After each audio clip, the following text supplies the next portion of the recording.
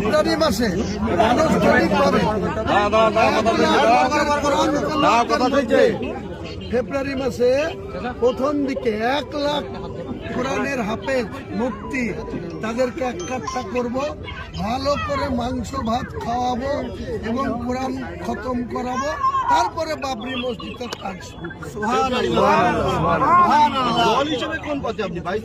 দলতে হিসাবে তো আমি একটা পলিটিক্যাল লোক, আমাকে তো দল করতেই হবে, যেহেতু তৃণমূল শুধু বাবরি মসজিদ করার জন্য আমাকে সাসপেন্ড করে দিয়েছে। আপনারা সবাই নবী হাকিম বলেছে আমি নাকি রেজিনগরে বাড়ি, বেল লাগাই কেন মসজিদ?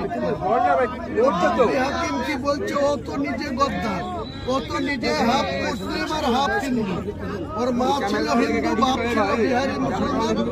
তারপরে মমতা ব্যানার্জির 6 থেকে কলকাতার মেয়র হয়েছে, মন্ত্রী হয়েছে, ও মুসলমান।